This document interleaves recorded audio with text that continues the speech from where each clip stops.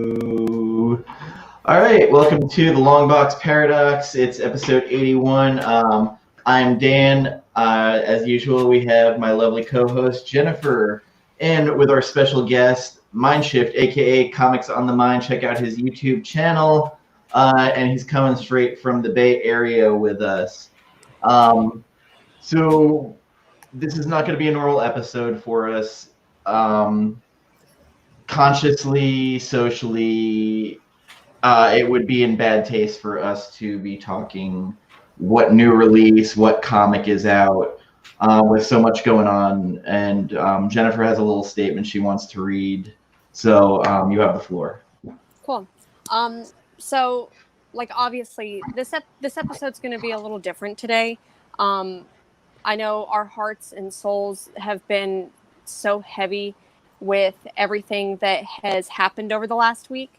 The truth is, the type of murders that have been publicly circulated this past week have been happening for way too long.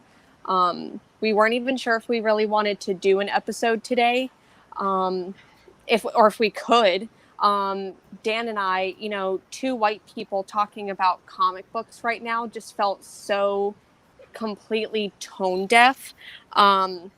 We've been committed to diversity, and even more so now. Comics have always played a role in opening up our minds and expanding our worldview. We've been talking the last few days on how to do this, and we've been listening to our friends and family and learning how to be better allies. And so today, this episode is really just about that conversation, and how comics can do that. So I'm really happy to be here. Thank you, Kirk, for being here. Well, thank you for letting me join you guys. Oh, please. And join the conversation. Yeah. I appreciate you guys. I feel like we, especially, I don't want to say especially since I joined, I know that I've added a different perspective from just Dan being here, and I'm so grateful for that. I know that our conversations normally run into diversity. Awesome. That's awesome.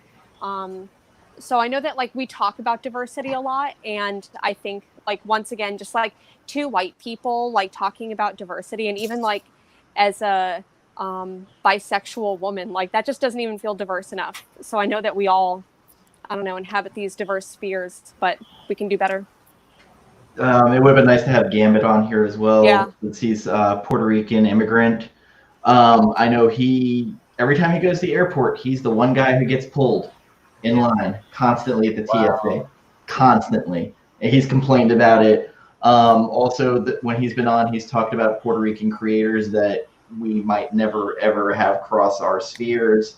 Because he does Puerto Rico Comic-Con every year. He's also moderated it. Nice. As a cis hetero male white guy, I haven't experienced anything close to I've been stopped, but it's an inconvenience more than a life-changing event. I've mentioned it before. My parents were rather racist, not actively racist, but they'd say stuff that, as a kid, I never thought anything about. And I said I was reading a New Mutants comic, and Kitty Pryde, someone had committed suicide. And at the end, she's saying all these slurs. And I was like, I've heard every last one of those. And it changed my whole mindset. So I'm one of those things where comic books, I was the smart kid that it resonated with. And it's a weird thing to say. I didn't think my mom was a bad person, but maybe it was how she was brought up. It's hard to kind of come to grips with it. Yeah. Well, no, I agree where you're, and I know where you're coming from, because I come from a family where my dad, he actually was I would consider him pretty racist towards white people, because he would always tell me to hate white people, never trust them. You gotta be better. You gotta be better than them. Don't ever let them trick you. They're some tricksters. And I get it where he's coming from, that perspective, because my dad was, my dad's a butcher, so he worked around a lot of people that didn't want to see him rise because he was good at his job, you know. And when he became a supervisor, like they tried to get him fired because he was a black man that was a supervisor over white people. Like, let's just be real. And yeah. And so like this isn't anything new. Like, you know, I had some of my like greatest friends are like white people. I don't know if that's like politically correct to say, but I just feel weird saying Caucasian, you know. Yeah. Yeah, I mean, it's kind of like, I mean, I heard someone say to me like saying African American is insulting, and I was like, I don't know, it feels more insulting saying my black friend. It's just like my friend. Like, no, you'd be surprised. 'Cause I work with kids, and I have that conversation with them too, because I'm like, I'm not black. This is not black. Like, this is black. That's yeah. black. You know what I mean? And so you have to realize, like, it's just having that conversation with them, and you know, and getting them to understand that is, you know, it's a color, you know. Yeah. I posted on Facebook the other day. I'm a huge fan of De La Soul. So the song Me, Myself, and I had an intro by Prince Paul. And he does this analogy of going, you have 3 glasses of water. You put three things that dye in it. Different colors, but the same water. Think about it. And like, again, that came out when I was like 9 years old. And didn't really hit me. And then like, I'm watching it going the other day. I'm like, fuck, man, like, that long ago, we were still talking about the same shit. Still. What's up, Sean? What's up, Stay Puff? Thanks for joining us, man. I appreciate you coming on. Again, anybody in the chat got anything to add? I will gladly put it up so we can talk about it, because I want this open dialogue. Like, shit's fucked up in the world. It really is. And we're all trying to do better. I feel you mentioned music, and I feel like I've been a fan of Erykah Badu for several years, and I feel like her music right now has been like even more of a safe space for me. Like, I listen to lots of different types of music. Like, you know, I'll listen to death metal, and then like Erykah Badu, and like her like musical sphere, like she completely just transcends genres. But her music has been such a safe space, but her music has like hit differently right now for me in a completely different way it never did. Yeah. And go ahead. You go ahead, finish that way. No, I was just saying, like, music has always spoke to me. Like, I love that NERD like album, Seeing Sounds, because that's how music is. It's like you can't just hear the music, you see the music as well, and feel the music, you know. Feel it. You know, a lot of music resonates, you know, depending on what you're into. Like I agree. I listen to everything too. Like I grew up on 90s alternative rock. That was like my favorite genre. That's my usual, like, and I think Dan too, like, you know, that 90s, I don't know, I love that like post-punk and goth and alternative. Like, that's normally my baseline, but you know, it's kind of all over the place. The guys at work, I have my Bluetooth speaker on. I work in a warehouse overnight, so I'm running around, and some of the guys going, I don't get, some of the biggest white music comes out of your speaker, and some of the most ratchet ass shit ever comes out of your speakers. I'm like, I listen to everything, but like Public Enemy, I've been listening to a lot again, because Chuck D, I mean, he's the voice of a generation. Yeah. Run the Jewels, it's been on nonstop lately. Kendrick, Black Star, Talib Kweli. Yeah, I've been listening to a lot of Lupe Fiasco. Like, he's another one that I resonated with, because like he was into a lot of the stuff that I was into, that I got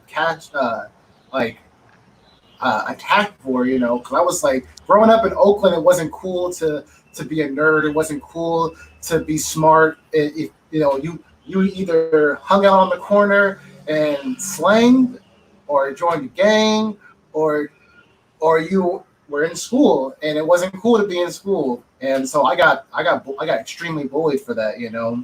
And I lived in a pretty tough area. And when I found his music, you know, it really spoke to me, because I'm like, here's a man that, you know, went through the same thing, you know, and used his music as a voice, you know. Yeah, he did a lot of activism too. Like after Oh, he kind of disappeared. And he got into weird feuds with other musicians because oh god, was it him and who was it who did Day and Night? Oh, Kid Cudi. Yeah. Kid Cudi, they got into a huge fucking feud. I remember that. Yeah. Well, and I love them both too. Yeah. But yeah. So I've been going back to 60s and 70s folk music. It's still 100% so relevant. Yeah. Especially like Arlo Guthrie, like that type of music. I don't know. Yeah. Well, like Neil Young, Southern Man, Yeah. Ohio, like I mean, shit, the peaceful protests, like that Kent State thing, like more and more, it's starting to become a thing again. Especially, I saw that picture of that girl who got busted right in the freaking forehead with the rubber bullet. Yeah. What the fuck? Like. Yeah. No, I was watching a guy last night. He's from Sacramento. He was just going out there to pass out water and food and to the protesters, and they opened fire on everybody. And he got shot. Not only did he get shot in the face, in the eye, with a canister, like a gas canister, but they lit him up with rubber bullets. And now he has to get like a plate put into his shoulder. And like he's like, I looked in their eyes, they were trying to kill me. That's how he felt. You know what I mean? There's a video circulating around about a guy who was just driving down the street with his pregnant girlfriend in the car. Yep. They shot his car. He got out, started in with them, and then they shot him more. Straight into the window of his car at his girlfriend. Yeah. It's crazy. Yeah. I think that the conversation, because, you know, when we talk about these things, like obviously there's going to be lawsuits against these police departments. And I think it will we're starting to have that conversation of like, do we defund the police? Do we, you know, take away their military and riot gear? And I think it's the Chicago Police Department. They last year, $100 million went towards lawsuits against wrongful use of force. And that's kind of the conversation that I've been having when it's like, you want to talk about rioting and you want to talk about looting. I'm not necessarily like pro rioting or pro looting. I understand this kind of why it happens. I'll never fully understand. But when people talk about the cost of rioting and the cost of looting, I'm like, $100 million in one city goes towards police brutality lawsuits. And like, I don't know. That sounds fishy to me, if you ask me, you know. Yeah. Someone in New York, Vice had an article, someone found out every politician that the New York Police Department gives money to. And they listed all of them and how much they took. Wow. That's it's mind blowing, you know what I mean? And I'm not pro like rioting either, but I think that we definitely need to take a look at how the police are trained, because obviously they're not trained to disarm, they're trained to kill. Like I watched a video the other day where there was a kid that had a gun and there was multiple officers and they all fired on him. Why? You know what I mean? Every single video that I've seen, and like I've been very close to the ones that are happening here in Portland, and time again, you see it's the police forces that are the ones initiating what's going on. And it's like, I agree. Was a rock thrown at you? Was a water bottle thrown at you? Oh, I'm sorry. You're sitting there with riot gear on. You have a bulletproof vest and you're afraid of a water bottle? Like, and then you're the ones throwing tear gas, flashbangs, setting cars on fire. If you want to talk about like looting and you want to talk about rioting and violence, like the ones with the riot gear on are the ones starting the riots, man. Yeah, and I've heard the same thing. A lot of undercover cops initiating, sabotaging protest groups, like stealing their water, their supplies. Like it's crazy. So it's tough that it came to this, and I know that I personally feel a lot of shame, and I feel a lot of like guilt when I think about like I'm out there and I've referred to myself as a social justice warrior and an ally for years. And it's like, I could have done better. And I feel ashamed that it's taken this much to like do this much. Like I've been out protesting before for other things. And I know that there's more that I can do, like donating, using whatever tiny little platform I have to like scream at the world. But I think that it's time for all of us to do more and see what we can do. Yeah. I think I agree. I think unification is like the key right now. And I think a lot of this shit that's going on, excuse my language, is causing division. That's the whole point. Like fear mongering is a real thing. And people are afraid right now. And if you're not educated about what's going on or what's been happening, you know, you're just going to be going out there and with blind rage. That's why people are destroying shit, because they're angry and they don't know how to put that anger into like a more positive place. You know what I mean? Yeah.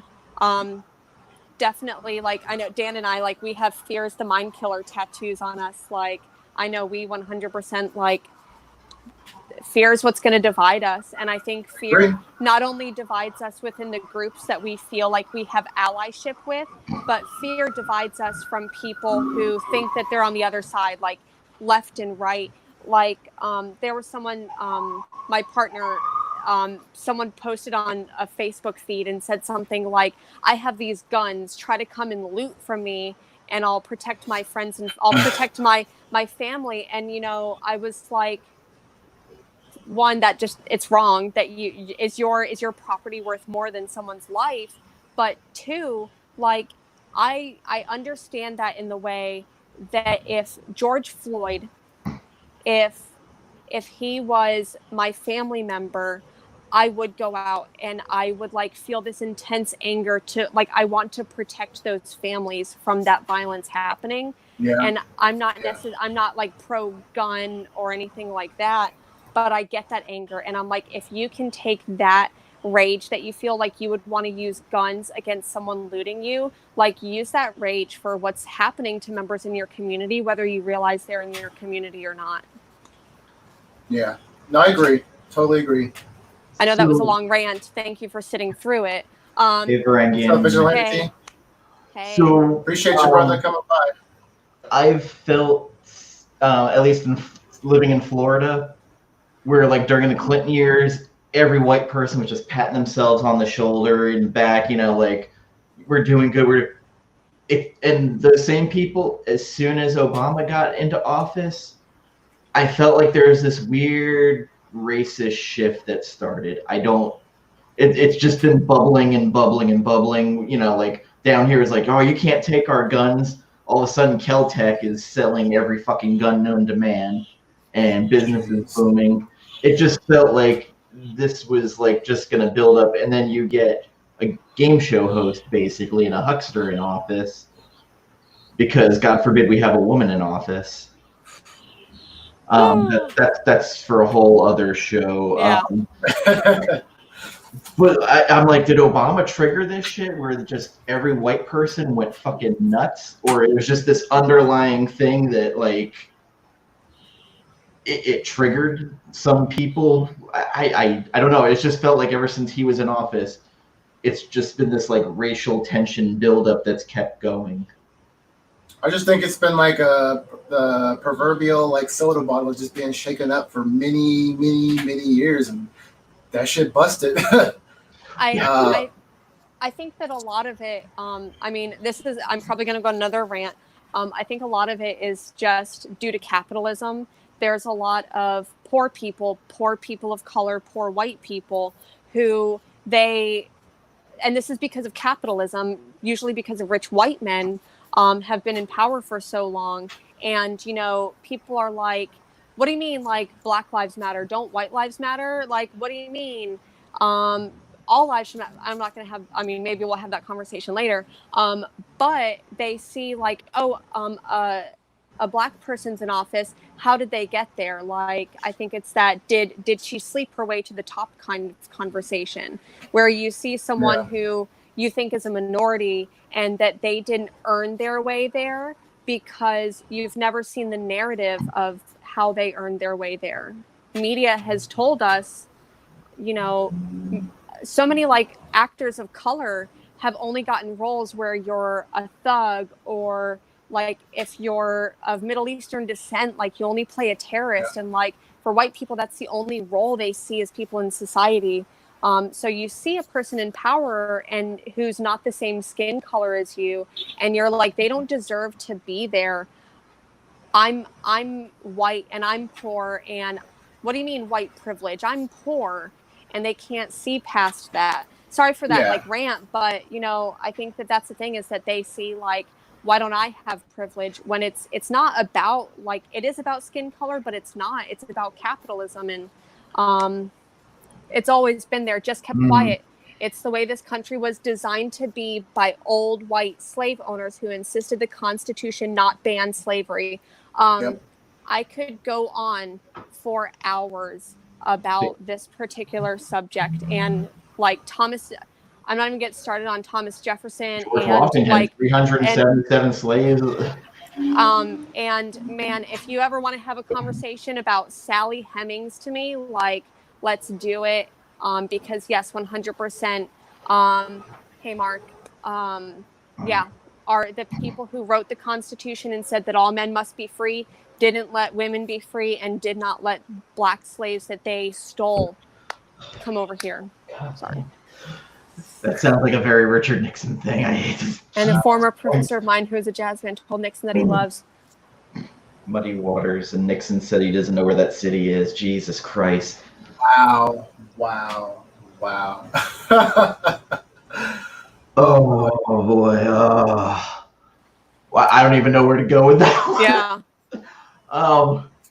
Well, I like, for me, a big thing that's been going on with all these protesters that's going on, because I don't know how bad it is out where you guys are, but homeless population is like pretty bad out here. Yeah. What are people doing about the homeless population? You know, and They're are getting they? tear gassed. We have a curfew out here. What's happening to them? Because they don't even have a place to go. So are they getting arrested as well? You know, I'm not sure about Oakland, but here in Portland, we also have a significant houseless population. And in Ted Wheeler, who's the mayor of Portland, specifically made it so that homeless people don't have to abide by the curfew, made them exempt. However, I've seen several live streams where houseless people have been tear gassed. Houseless people, their tent camps have been completely eradicated. Still, absolutely no regard. And like I keep going back to, we have the money to harm these people, but we don't have the money to house these people. And like once again, that's a capitalism problem. I agree, because we have all these abandoned buildings out here. It's like you said, we have the money. They had money for riot gear. Like, why don't we put this money towards building homes for the homeless, and giving them a chance to be able to like help themselves, you know? Because a lot of them they have like, it's like a mental health issue. Like they're vets, you know. They didn't, and their country forgot about them. It's funny because I feel like that conversation, like, I know it's a like tactic of the Trumpers, is that like whataboutisms. So like whenever we talk about, you know, social injustices, it's like, well, what about our homeless vets? And I'm like, what about our homeless vets? Like, let's go ahead and have that conversation. And that's where I try to connect with people.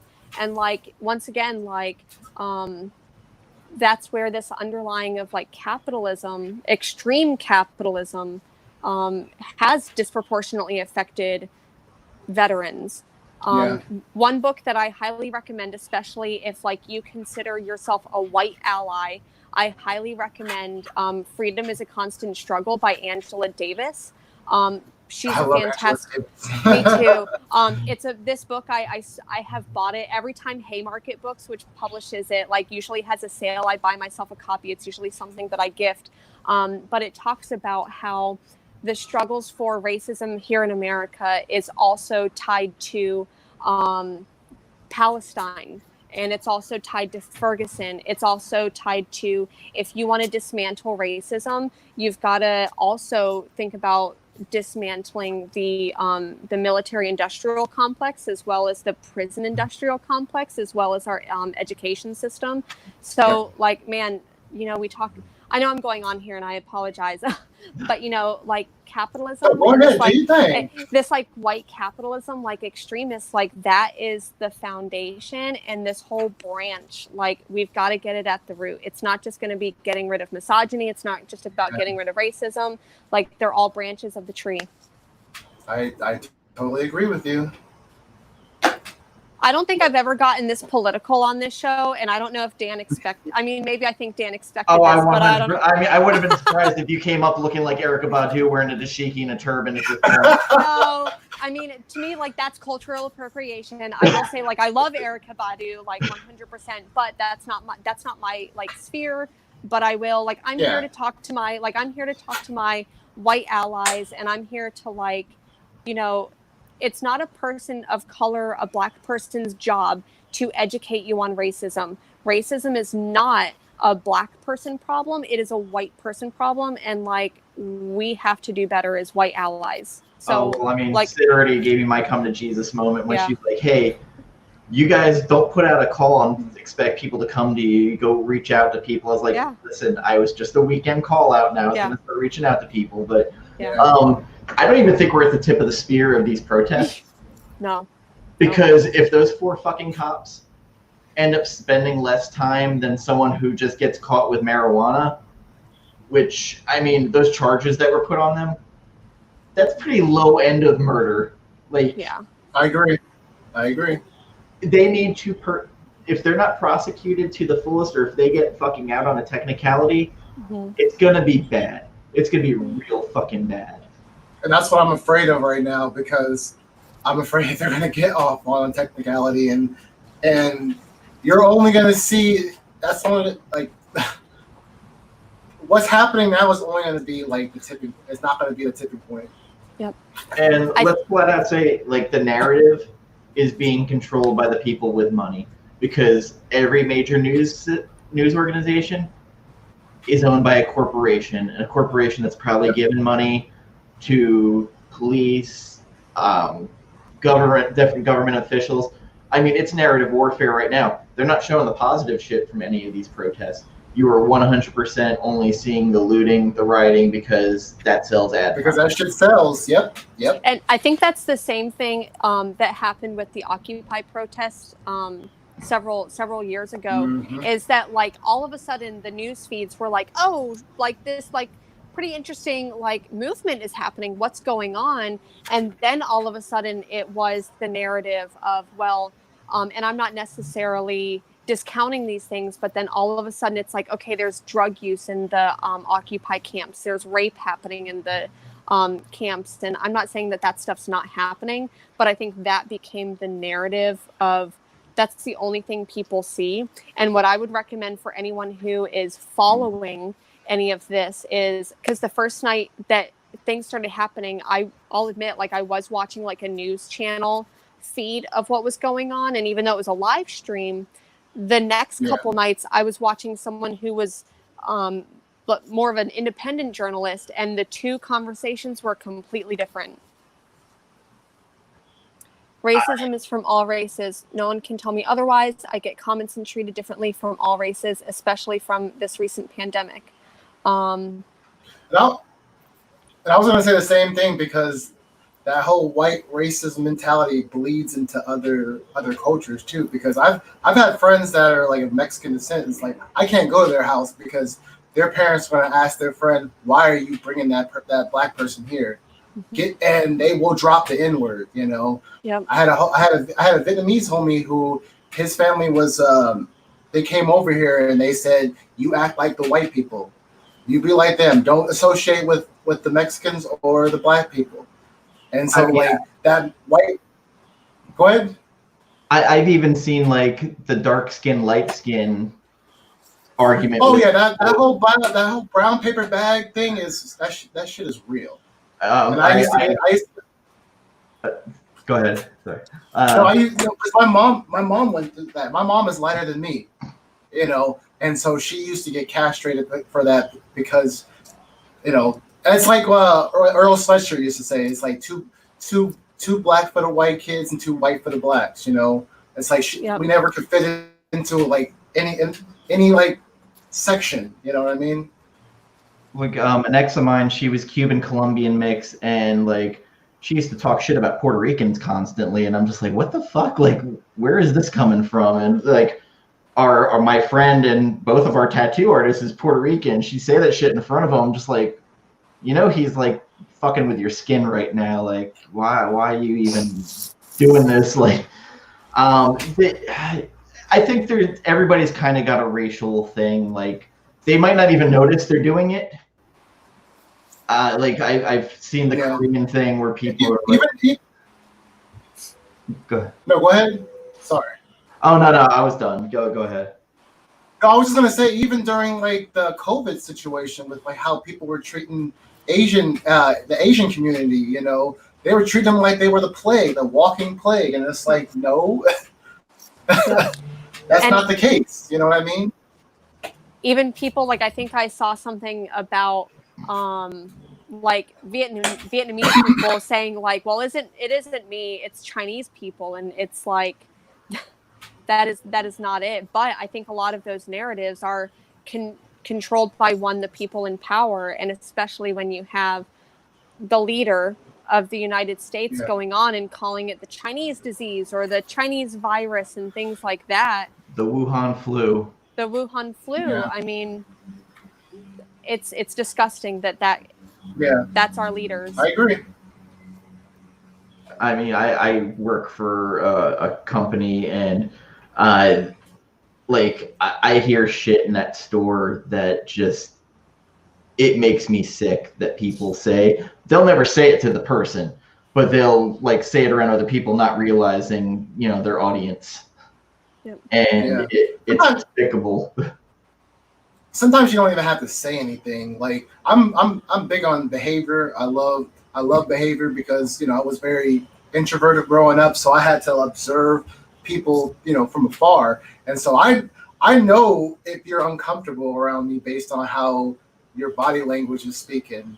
How you're making eye contact or not making eye contact in that case. And I write public transportation a lot on here, and it, my brother always tells me like you should be used to that. I'm like, no, shouldn't be used to that. No, I should, people should feel comfortable to sit next to me. Like unless I stink, if I stink, then don't sit next to me. But it's like I know that's not the case. Yeah. You know what I mean? And it don't help that I have a long beard. So there's so much like. It's frustrating sometimes. Hello, Nat. How are you? Nice to see you. Matt? Appreciate you stopping by. Once again, I think that just goes back to like racism isn't a black person's problem or any person of color. Like it's like it is a white person problem, but it's also like a systemic problem as well. It's not up to you to be like, oh, you're uncomfortable sitting next to me on a bus, let me change my behavior. It's like, no, that's all on that person. Yeah, and I used to think like that too. I used to like open up my comic books and start reading in front of them. I have like my nerdy shirt on, and that shit wouldn't matter. None of that shit mattered. Nope. I mean, fuck, I just remember after 9/11, just anybody, even if they weren't Muslim and had like just the beard, like immediately you were profiled. You just didn't matter what the fuck you did, you were.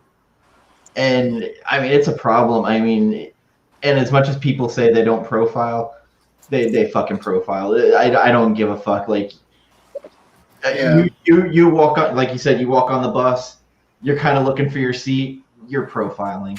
You are. Yeah. Like I've done it. I've like, okay, where am I going to get less fucked with?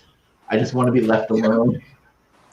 I think especially when you live in the city too, like that's one thing that I learned because I came from like a smaller town living in Florida, and I just moved here to Portland a couple months ago, and that's one thing where like Like literally, like I would be walking down the street at like 10, 11 o'clock at night by myself in the city.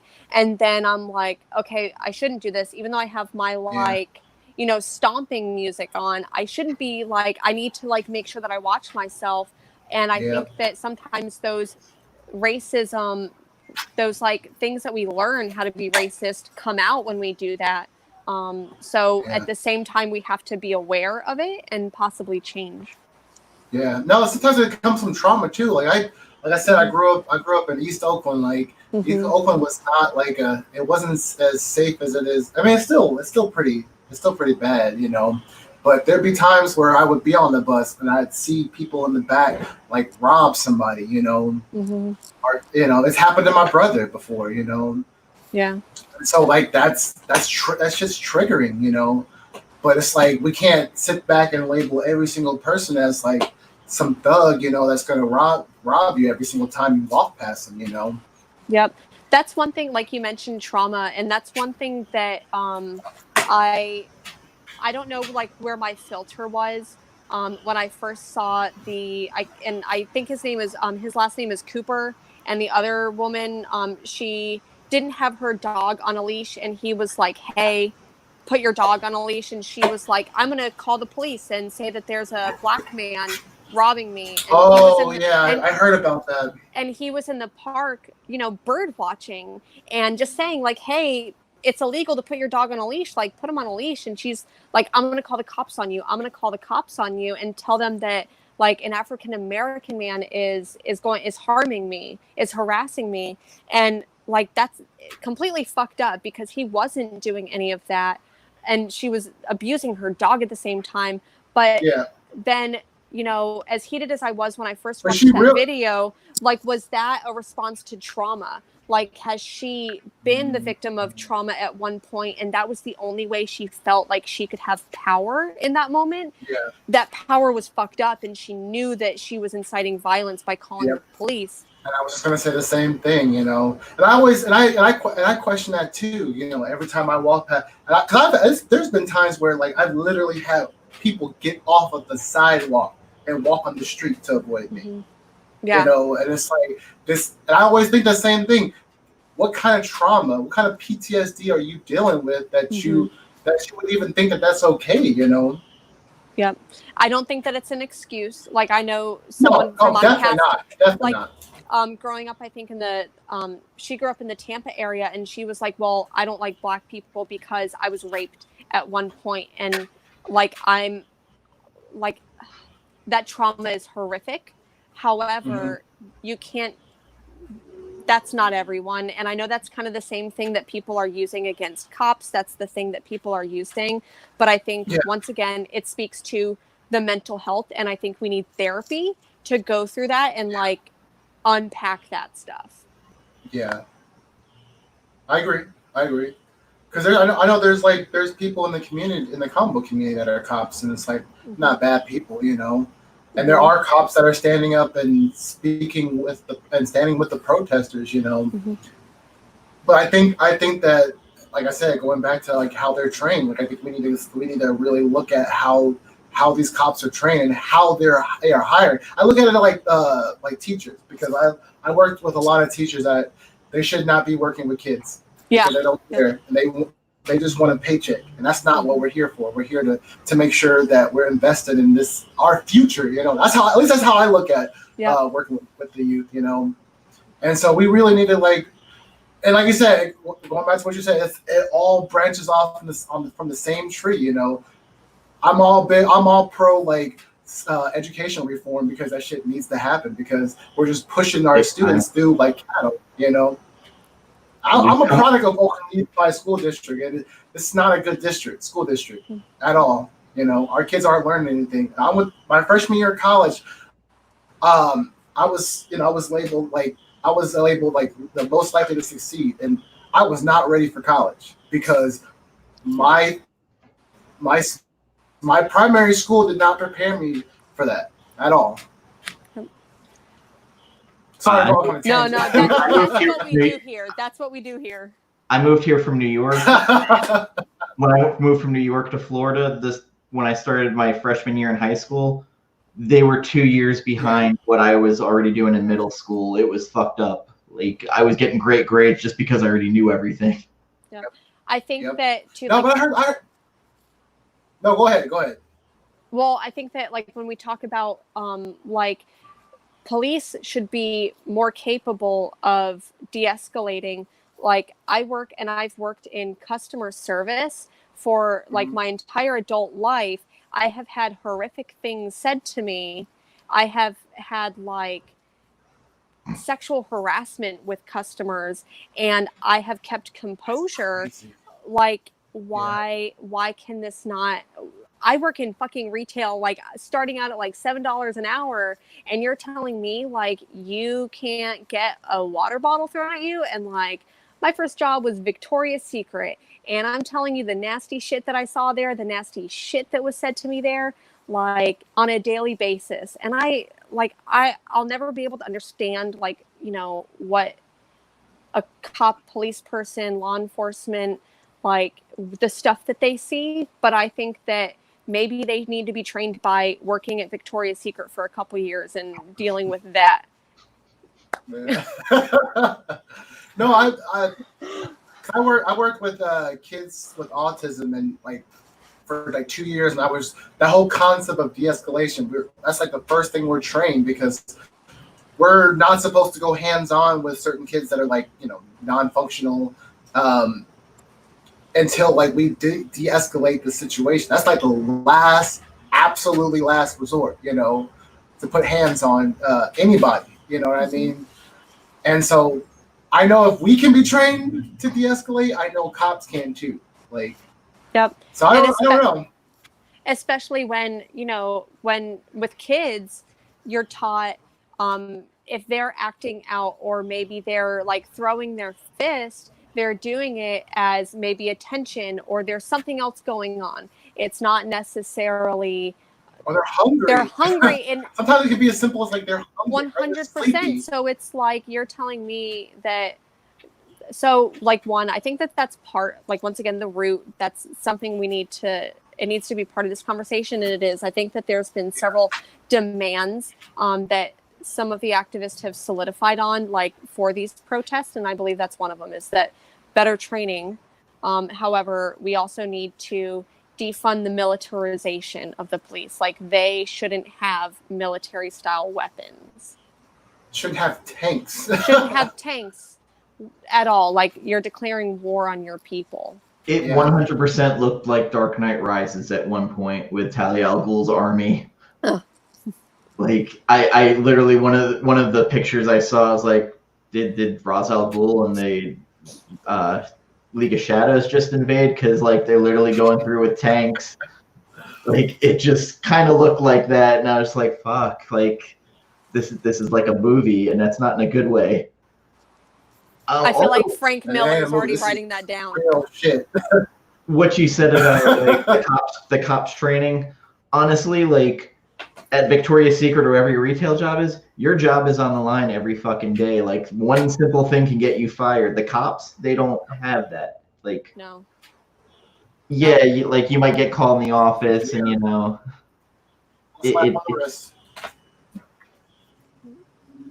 Let's see. So I can't really speak. We're in a country where there was not a single deadly shot by the police in the last 2 years. I think our police here is way more chill because they don't have civilians having guns.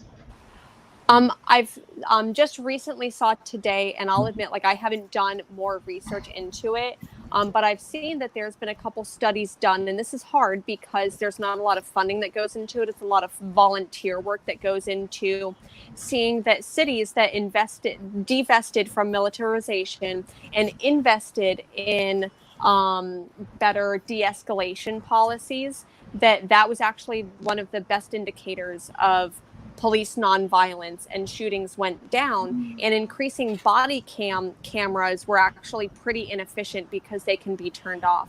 So what can do it is de-escalation policies. At least some of the studies have shown. I've got a weird random thing that popped in my head with all these protests and everything. What's going to happen with COVID now? Like, nobody's really talking about it as much, but like there's a real fear of this like spiraling. And that's I was having that same conversation with my roommate the other day. She brought up the same thing. Like we still need to be, we want to go out there and protest, but we still need to be cautious of the fact that COVID is still alive and still rising. You know, it's not over. No, but it might Like, spike again.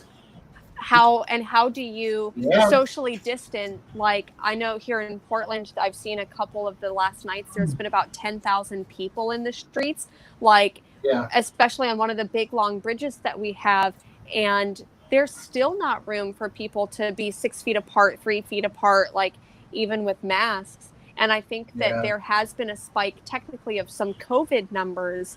However, most of them are linked to Memorial Day parties and not necessarily, because we've seen these protests over the last week. So we will see in the next couple of days possibly more COVID. However, you don't necessarily, maybe a tip or a suggestion is that if you go to the hospital because of COVID, you don't necessarily need to tell them that you were at a protest, because your nurse or doctor can tell your insurance that was why you caught COVID, and your insurance can deny you. So just the more you know. Protesting tips from Jennifer. Yeah, no, thank you for sharing that, because I was not aware of that. Oh, your insurance will try and fuck you any way they can if they can. Yeah. Once again, it goes back to capitalism, and I think that this conversation with COVID, we also need to talk about how the U.S. doesn't have universal health care. You know, Medicare for all, or like single payer insurance and all of that sounds great, but like it needs to be 100% expanded and available for its citizens. If we can. Too many hands in other people's pockets. Literally, it's like the NRA. That they've given money to every fucking politician, pretty much. The healthcare industry also has their hand in everybody's pocket. Yeah. Once again, let's have the conversation about dismantling extreme capitalism. But there's a lot of work that needs to be done, and I don't think that the protesting is going to be the end of it. And a lot of people are like, this is why we need to vote. This is why we need to vote. And I see that perspective, but at the same time, like, a lot of these riots have happened in like blue cities that it's like primarily like progressive candidates or whatever. But let's go ahead and talk about like dismantling barriers to voting, or making voting days national holidays. And let's talk about gerrymandering, which even when you have a vote, supports the Electoral College. Like, let's get rid of the Electoral College too. I'm going to make a Jennifer's list of demands. When do we want it? Now. Yeah. How are we going to get it? I don't know. We'll figure it out.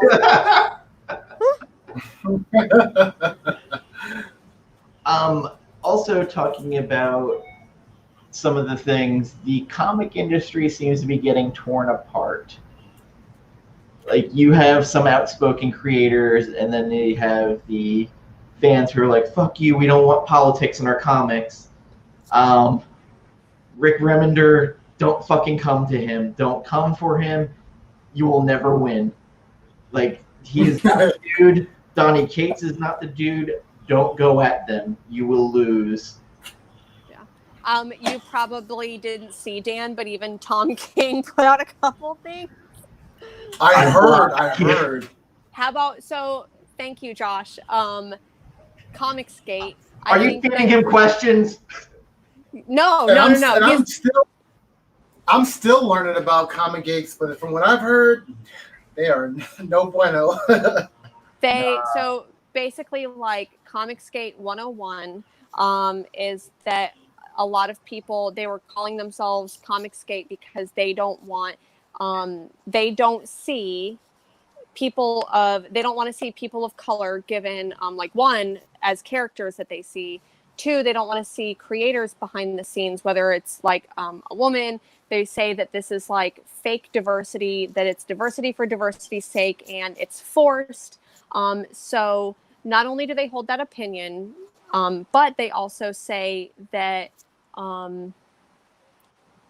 what they'll also do is that they will like dox people, harass people.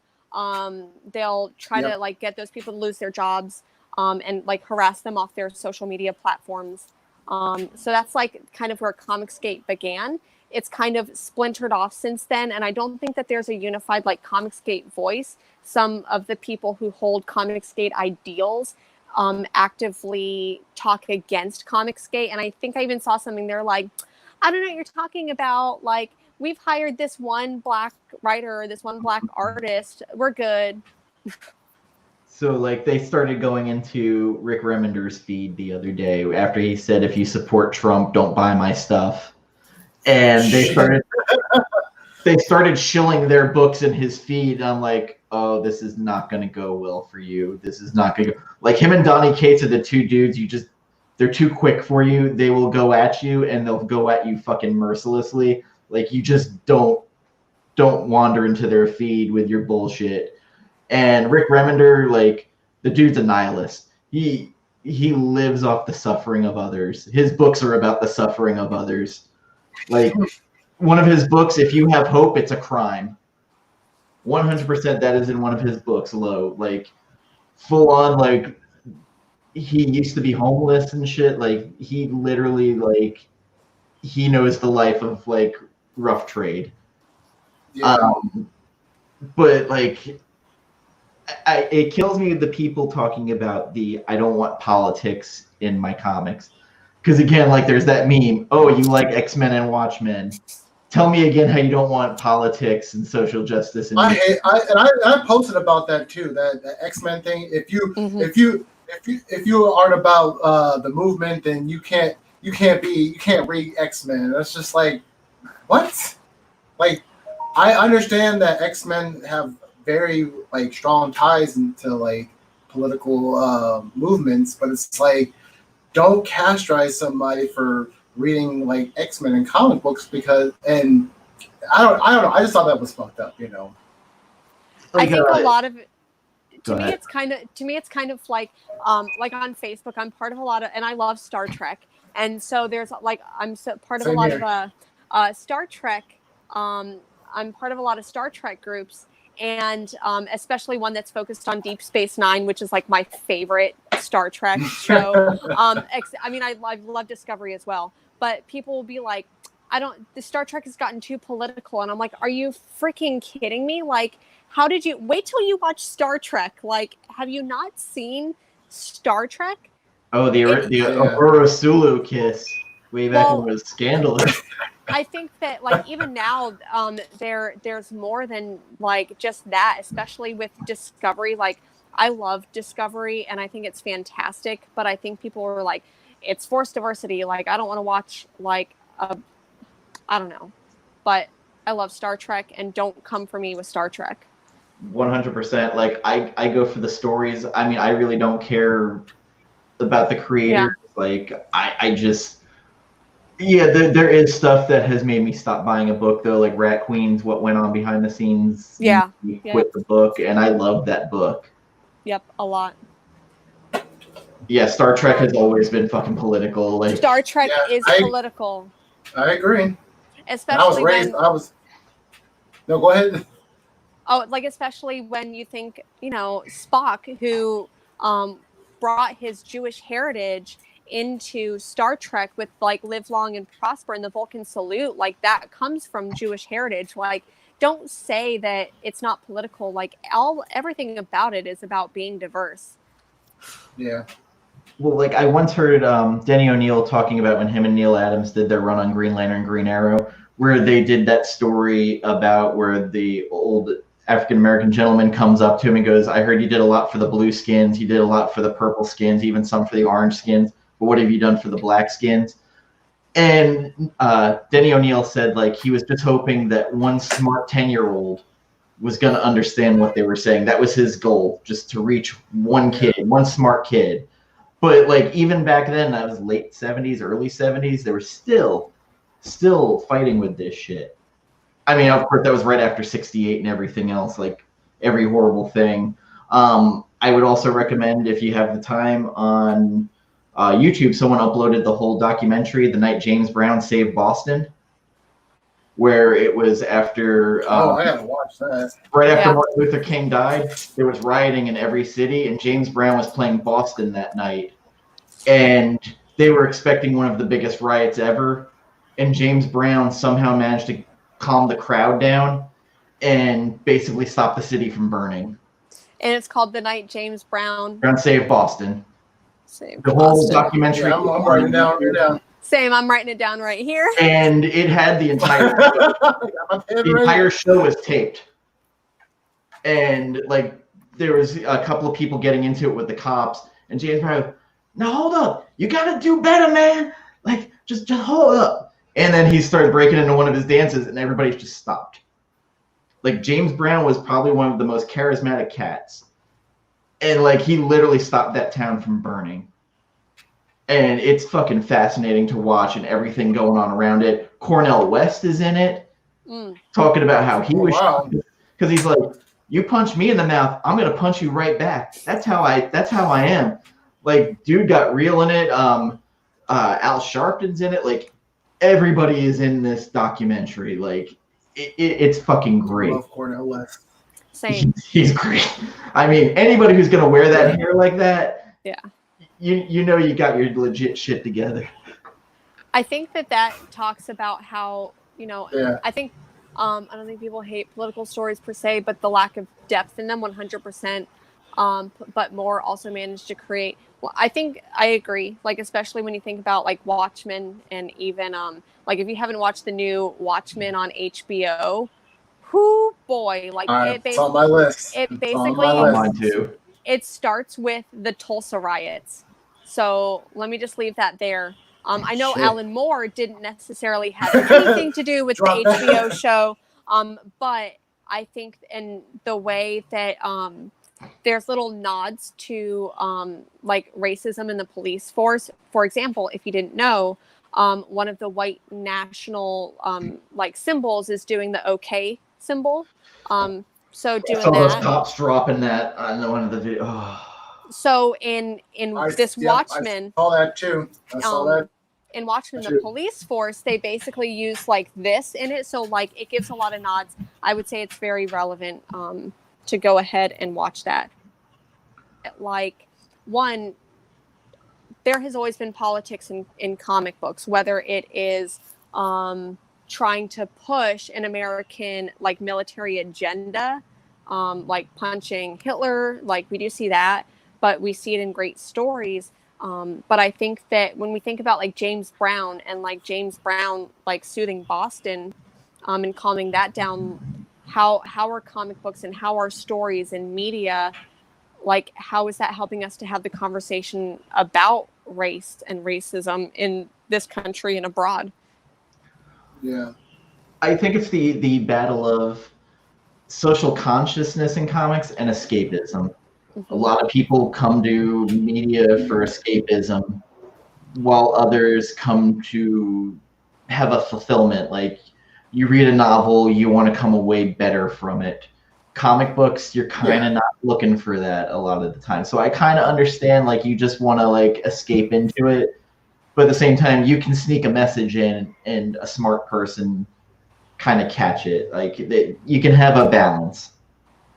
Yeah, just like in that last issue of Far Sector, not issue number 6, but issue number 5. Like, you learn about her past a little bit, and that she was in the military and she was a cop, and she literally witnessed like police brutality from her partner, and she got fired. Not him. She got fired. Yeah, I love Jemison's writing. Oh, fucking Jamal Campbell. Jamal Campbell's art is so fucking dope. I know we're not talking about comic books, but I can't wait to read it. Yeah, that's literally like something that's waiting for me at the comic book store right now, and I cannot wait to pick it up.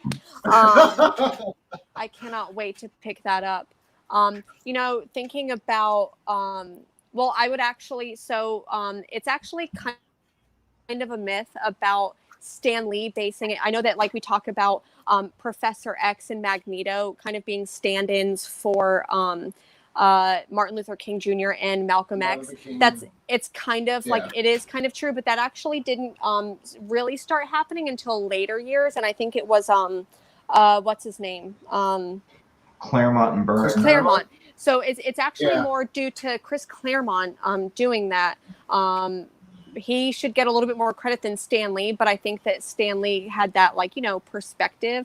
But Stan Lee would leave sticky notes, basically, of like, hey, this is what I want to happen, and like Black Panther, he left notes for Jack Kirby, and Jack Kirby's like, fuck it, he's fighting the Klan.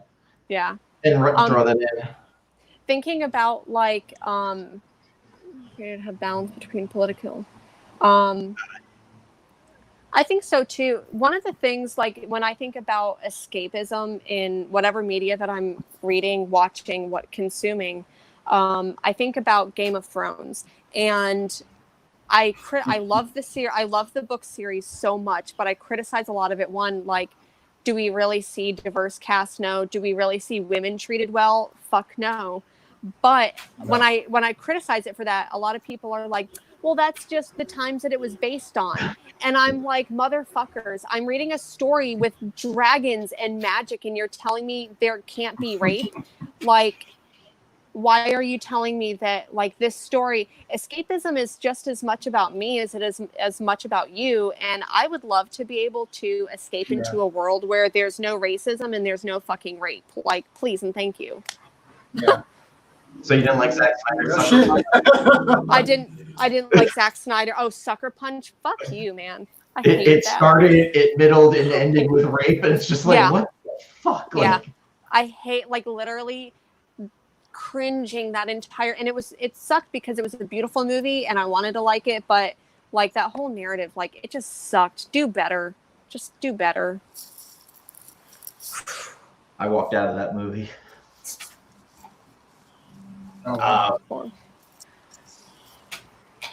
So, I don't know, like I said, I feel like comic books are, like, they are escapism, but we should be escaping into ideal worlds, and we should also be able to learn something from them. Like, those are the books that I like, or something that where I go away feeling educated or like more. Yeah. There's not a lot of books where I feel like I get educated. Like, I'll get enjoyment. I mean, again, like, I love damaged heroes, I guess. Like, that's why I guess I love Rick Remender, where, you know, the protagonists are kind of not the greatest people. Yeah. I think that's why the newest X-Men resonated with me a lot, and just X-Men in general. Thinking about, like, you know, how Professor X, Magneto, we talked about Malcolm X and Martin Luther King Jr., whether that was, like, really super intentional or not, but I see it, and I think it helps us have that conversation. Yeah, I agree. And I think it's important, too, for the media to reflect the people that are around us. I want to make sure that the comics and the media that I consume have people of color in it, because those are the people that I have around me. Yep. So if you don't have people of color around you, you know, that could be due to systemic racism, but, you know, surround yourself with, like, fictional superheroes or fictional people, and just try to find that story that can connect you. Yeah. I would also say, like, if anybody wants to know more about some influential African-American creators, look up the documentary on Milestone, or the Dwayne McDuffie documentary that was on Justice League Doom, and how fucking huge what he did was, because him and a bunch of other African-American creators created Milestone Media, which DC, I think it was Karen Berger at the time, let them make this imprint that was all African-American heroes, a whole world of nothing but those characters. And I think it managed to go on for like a year or two before it finally folded, but like, these dudes were able to do what they wanted, and Static Shock came out of it.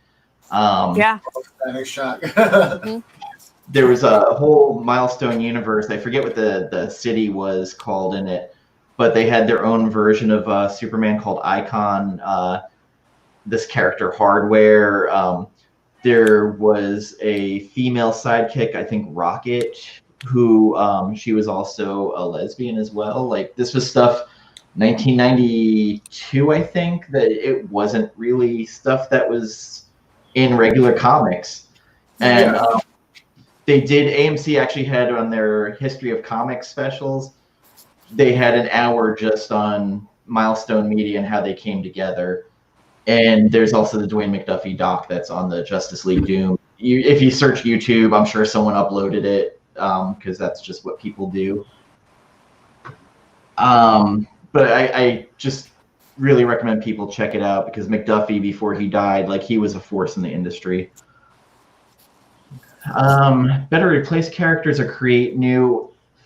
So my thing is, if you're replacing characters, like what happened with Miles Morales, Bendis did a masterful job with Peter Parker getting pushed out to bring in Miles, and how they did it. It was organic. It didn't feel pushed. It didn't feel forced. There's a way to do it well. There's been some bad ways of doing it. There's been some good. Kamala Khan is also another one. I thought she didn't really replace, but she was a fan of Carol Danvers. So yeah, I love her too. Yeah. Choose to co-opt.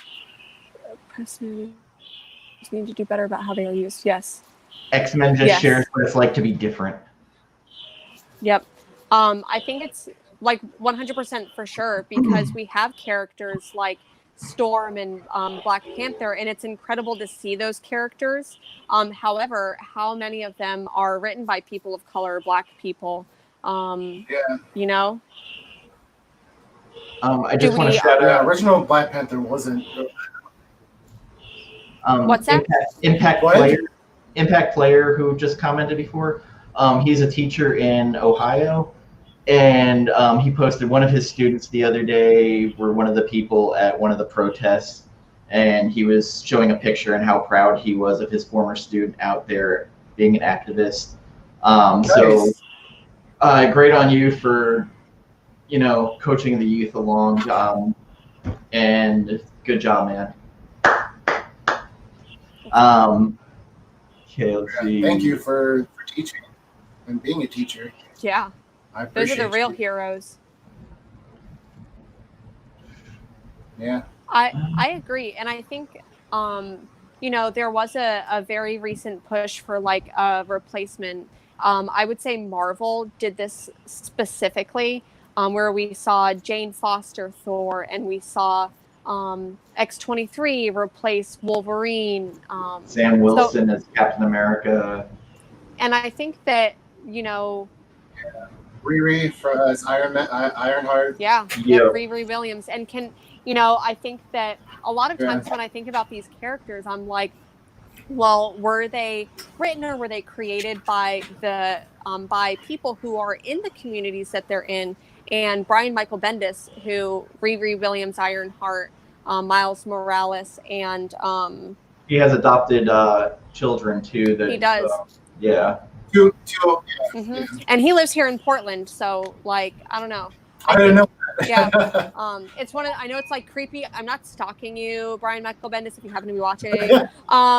But it's one of the reasons why I moved here is because I'm like, he rides his bike around town. Yeah, I just I loved the comic book community here. So that's very cool. What's up, Perry? Afternoon, Perry Comics. What's up, Perry? Mr. Lurker. Do you feel like there's a lot of like comic book culture in Portland? Oh, for Josh sure. Williamson, Fraction, and Kelly Sue. Yeah. Who else is Greg Rucka? Is he here as well? I think. I believe he is as well. Yeah, there's a lot of love for comic books here. I have I've never felt so #blessed as moving here because I have so many comic book stores and bookstores to choose from. It's beautiful here. Yeah. So someday Gambit said I'll invade. Yeah, please come to Portland. We already had that conversation. I definitely want to go. So speaking of which, I have like food FOMO. That smoothie picture that you posted earlier, like I am deeply craving a smoothie today. It was good too. Like, either like I need that recipe. So I just moved here and I'm like, I'm moving here with as little as possible. I don't even have a blender. Like, I don't even know if I could make something in my coffee grinder and do something like that. But man, I want a smoothie so bad. Yeah, it's not that hard. I put like peanut butter, kale, strawberries, blueberries, banana. I was gonna put some pineapple in there, but I was too lazy to chop up the pineapple. Yeah, that's a lot. Yeah. But yeah, they're really good for energy. And I like I said, I do Uber Eats on my bike a lot, and so sometimes I need fast food, not literal fast food, but I need something quick and energizing. A point that rarely comes up is that creators like to create new characters instead of using the old ones because in case of movie adaptation, they get a paycheck. If you're working for the big two, you do not get that. They own it. And if you're doing an analog of an older character, they also will fuck you. I didn't know that. Oh, yes. In a case in point, there is a creator who created Killer Frost for DC, and when they started using her in the Flash TV show, he wanted a piece, and they told him that it's an analog character. You don't get anything. Yeah. Wow. That's crazy. Because there was a Killer Frost before that, but he made the female Killer Frost, the Caitlin Snow version, and they fucked on it. So this is another reason why we need to attack extreme capitalism. No, I'm just kidding. Except for Rob Liefeld. Rob Liefeld got 10% of everything of Deadpool and Cable when he created them. For some reason they gave him a deal. I don't know why, but they did. And if I were him, I'd be out there promoting the shit out of Deadpool too, because. Yeah. Of course, because he's getting money out that shit. Yeah. It's like a cash cow. Brian is awesome. Yeah. I've met him a few times. He used to live and work here in Cleveland for the shop I go to. Oh, wow. He does. That's, 100%. Like, I was looking at some of the creators, and I'm like, he's always on some of my favorite stories. So. Do you guys feel like right now there's comic books or books that you're just suggesting more to people right now, or? I mean, I will always recommend Remender. There's it. I said it. Don't fucking come at me again. I need 100%. Descender by Jeff Lemire and Dustin Nguyen. Yeah. What we just talked about before, Far Sector. Yeah. I fucking love Jamal Campbell's art, the colors on it, everything fucking pops on that book. Naomi also is a great all ages book. That's the one. Brian Michael Bendis did that one too. I love that artwork in Naomi. Yep. And Jamal Campbell again. And it's a great, and there's not enough all ages books for people. There are not. And I think that's a problem with comics right now is there's not a point that you can get younger readers involved. Yeah, I've been reading Kanto. Kanto is great. I don't know if you guys have read Kanto, and I would definitely suggest Kanto to like my students. And I've gotten into like reading Moon Girl and Death Dinosaur. Oh, I love it. And that's another one that's like you see in the Scholastic books all the time. You know, my students have read that one because it's in the library. Yeah. Yeah, there's not as much as you'd want though out there. There really isn't.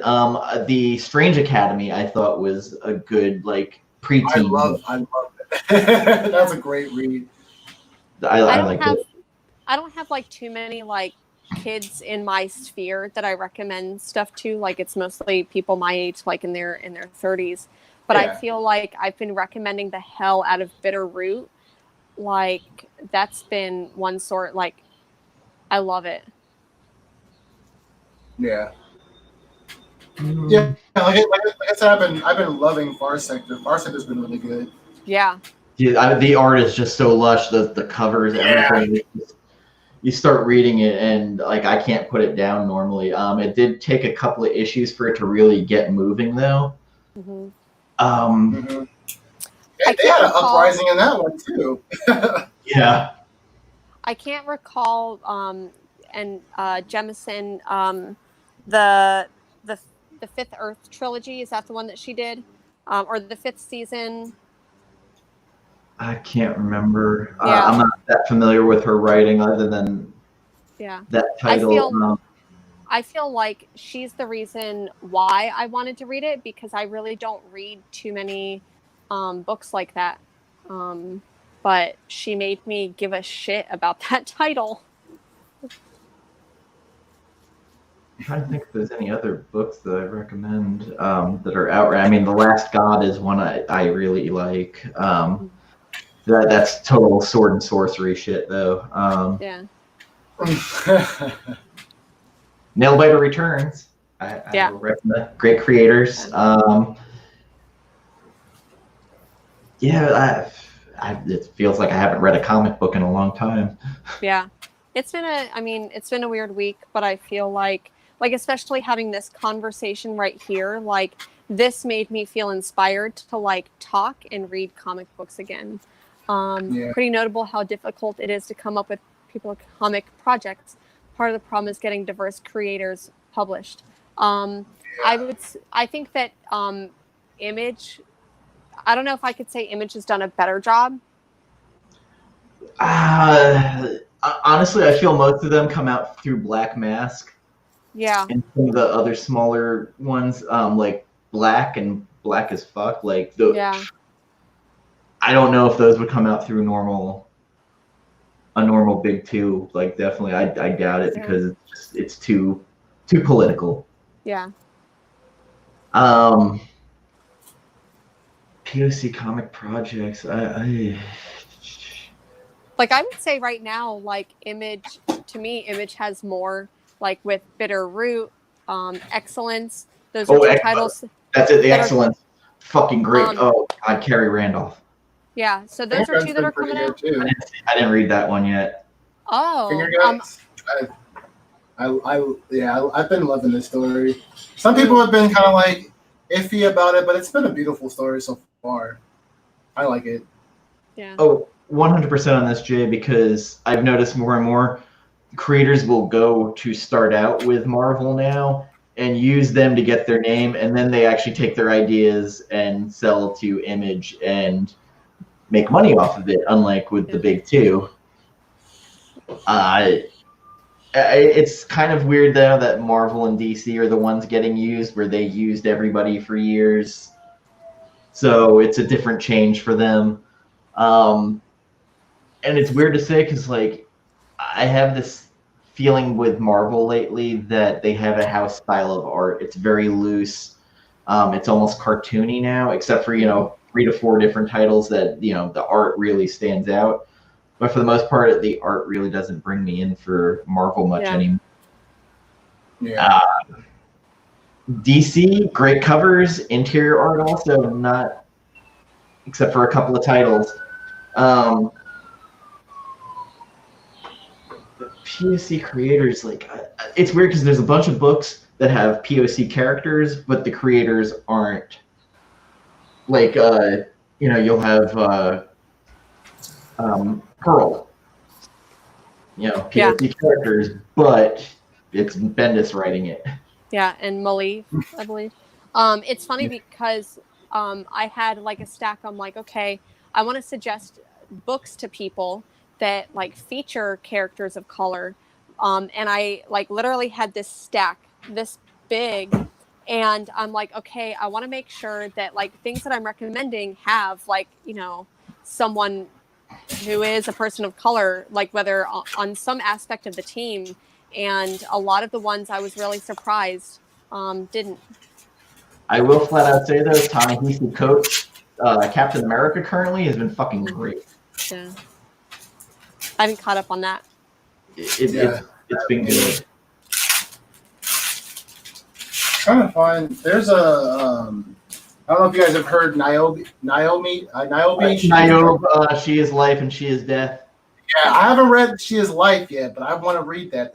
That story is pretty good. But I've been reading the couple issues of She Is Death, and that's been good. And I was talking about that a couple of days ago. It's like it's beautiful to open up a book and see the majority of of the characters are of African descent. It was co-written by the girl who was the actress in the Hunger Games. Yep, Rue from the Hunger. Yeah. Amandla. Amanda. I can't remember that. Is it Stenberg? Sternberg. Yeah. Another one that I just recently ordered this week, and I can't wait. There's a couple that I'm getting in, but Harriet Tubman Demon Slayer. I was really excited to check out. So I just ordered that. Oh my goodness! Wow. I was hoping to kind of get it for today, so I'll definitely bring it on next week's episode. I'd like to hear about that one. I'll send you. How did I miss that one? I'll send you both the links on Instagram. Yeah. Okay, thank you. I mean, we've had Abraham Lincoln Vampire Hunter. I was just thinking about that one too. It's a good book. Horrible movie, good book. Pride, Prejudice, and Zombies. Now we've got Harriet Tubman Demon Slayer. Wow. I think this is going to be Philadelphia. Yeah. Yep. Yeah, I haven't read that one, but I've been hearing a lot of people boost that up. So I think the first trade. Get trade. Yeah. The first trade comes out next week with issue 7. Yep. Oh, I'm getting it. If you like Guillermo del Toro's The Strain, if you want some vampires with like The Wire, that's what it is. It's the best way I can describe it. It's The Wire meets The Strain. That's hilarious. But like, there's a twist to it of who the Lord of Vampires is. It's fucking great. Like Rodney Barnes is killing it on it, and I will pump that book up as much as possible. He's also been. I slept on it, but I definitely got to pick up the trade next week. Yeah, totally worth it. Like 100%. It's fucking good, especially when it gets to issue 3 and you find out who the Lord Vampire is. Fucking mind bending. Because it's also historical. Like there's a historical twist to it, and like they go over the history of this character all the way to current day and it's like a couple of centuries. But great book, totally 100% worth picking up. Like I'd say that first arc, I'd give about an 8 or 9 out of 10 to. Jason Sean Alexander's art works for it. It's kind of like 30 Days a Night, Ben Templesmith's art, where can't picture it on any other kind of book, but this one it 100% works. Nice. I'm not sure how much more we got to talk about. Almost an hour and a half right now, but I feel like we unpacked a lot. We did. I want to say, like, thank you guys, because I feel like a lot of this stuff is like weighed heavy on me, and not necessarily that like any of that heavy burden is gone. Like I'm still here, but I feel like I want to keep talking about comic books and how that like changed my perspective and how it's changing people. Yeah.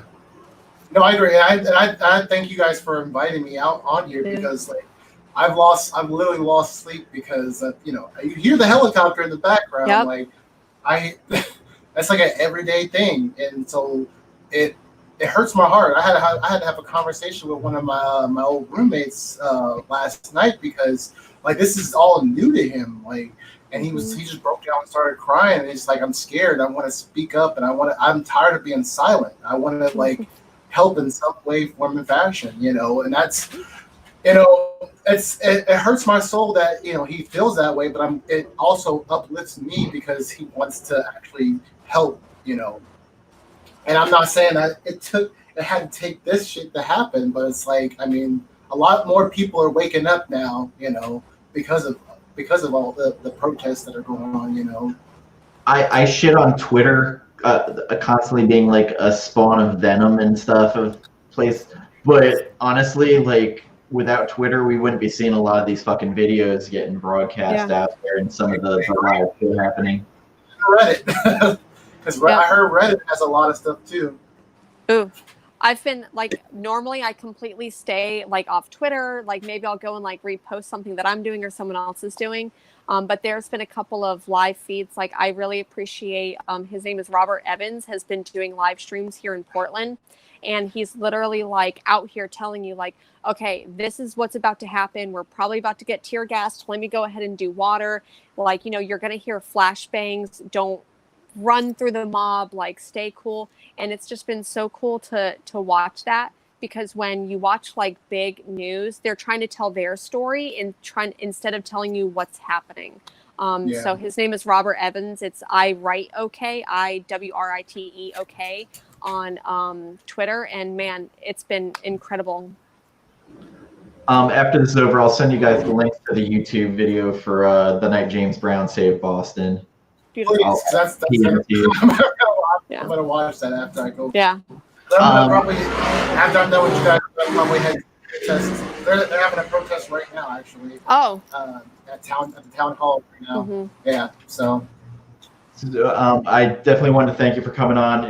Your Insta stories, in the morning, the one where you were like crying, it hit me, and I was like, okay, like he's kind of interacted with us on the show, so I want to reach out, and I'm happy you came on. Yeah, no, I appreciate you.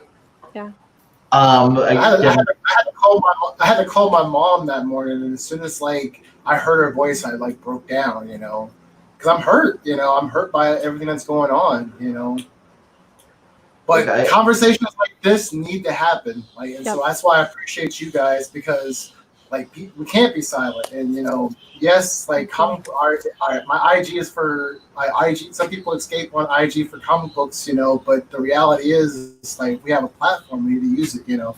And so I'm glad you guys gave me that opportunity to be able to come here and speak up. Thank you. Well, Jen's had to hear me like texting every day, going, "I have anxiety about this. I don't want to fuck this up. I don't." Yeah. I'm nervous too, so don't feel bad. Well, I'm just like, I don't want to feel like a fraud. Like my emotions are in this, and I don't want to like have my emotions spill out and me completely fucked up and just seem like frauds, because that's not what I want. Mindshift is at mind_shift on Instagram, or you can subscribe to his YouTube channel, Comics on the Mind. Also, I want to give a shout out to Cinia Reads and my friend Sid, who have been very super active. My friend Sid lives in Thailand, and she has donated.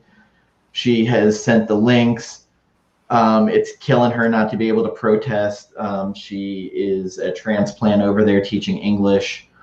And Cinia Reads is the real deal. Like she is a social justice warrior, like of the truest form. Like she makes me feel like I'm not doing enough. Yeah, she's doing the Lord's work. And if you're not following her at Cinia Reads, she truly is like a pure heart. But don't come at her. She is fucking fierce. Do not fucking come at her. You come at her, I'll come at you, man. Yeah. So you can find me at comic_chop_news on Instagram, or at Chop Comic on Twitter. Jennifer. Don't even worry about finding me. I'll find you. No. But what I want to say is there's so many great resources. If you're like me and I can't necessarily physically go out and demonstrate right now because of my broken toe, however, you can go to the Equal Justice Initiative, which I donated earlier today. My employer matches 2 for 1, so it basically tripled. So one, please go out and, find resources that you can donate. I donate to the Equal Justice Initiative. There's also the Minneapolis Freedom Fund, Black Lives Matter. You can go and you can give to these organizations. Please go to them instead of finding me.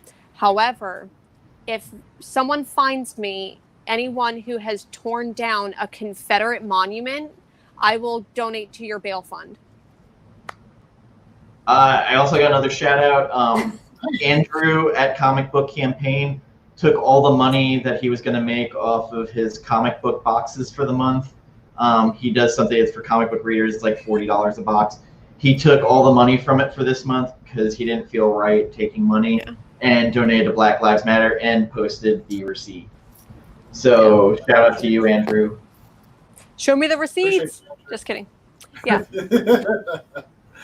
Jay, there's a lot of truth you. here. Like, being a good person. And this it's not enough. Like, go ahead, sorry. My cat wanted to join the conversation apparently. Kitty. But I just wanted to say thank you, and this is just the start of the conversation. So this isn't going to be it. Right? So with that, be good to each other, everybody, and love thy neighbor. I mean, I believe it's in the Bible. And again, remember, please. We're all the same. We're all the same bags of blood and water. We might have different color, we might have different culture, but we all exist. Yeah, I agree. We should be unifying right now, not dividing. So. Yep. Let's do it. Take the time to learn about the other cultures. Yep. I mean, hell, you can listen to hip hop from the 80s and 90s and not get into the ratchet fucking and making money shit, but you will learn about the community. You really will. Yeah. Yeah. Cool. Well, thank you guys so much. Storytelling, that's why. Yeah, Slick Rick, Public Enemy, like, you find those dudes, like, you'll learn something. You will. KRS-One, another old activist who will tell you about culture back then. Just everybody just try and do better. We can do better. Yeah. And I know this sounds like I'm preaching, but preach it. My heart has hurt watching this. Yep. And I have a bunch of coworkers, and I'm scared for them every fucking day. Yep. And one other just like public service announcement that I want to throw out there is that if you are trying to be a better ally and you're trying to do more, like listen to your Black friends and listen to your friends of color, but it is not their job to educate you, and they are doing emotional work. Do the research yourself, go out and do your homework, listen to them right now, but they don't have to tell you how to be a better ally. And and if you go to the protests and you're white, just stay back and let the leaders lead. Yeah. It's not your place to start speaking the message. You're there to support. Yep. But use your privilege when you can. Thank you guys so much. Thank you both. Seriously. Like, thank you, Kirk. Kirk, thank you so much for being here, man. Thank you. Thank you for being you. No problem. I appreciate it. Else. Yeah. I was nervous about this conversation. I'm not gonna lie, because it's a tough conversation to have, and weirdly, it kind of flowed nicely, and that's good. But I mean, sometimes we have to step out of our comfort zone in order to have these conversations. So trust me, I suffer from anxiety and depression. So like, this shit is real. I'm bipolar. I have the stigma. Yep. Yeah. So. And if you did happen to stroll by looking for comic reviews, next Thursday we'll have it. I will be talking about Nailbiter Returns. Yeah. But it just felt wrong talking about it this week. It really did. And it would have been tacky, and my heart wouldn't have been in it. Jennifer's wouldn't have been in it. No. And it's what had to happen. And if you feel you need to unsubscribe, I get it. Yeah. Like, bye. It's just, it's who we are as people, and that's what this show is. The show is us. Yeah. And it's always going to be us, and we're always going to speak our mind and our hearts. And sometimes it hurts. Yep. That's one to grow on. Yeah. So thank you. Thank you.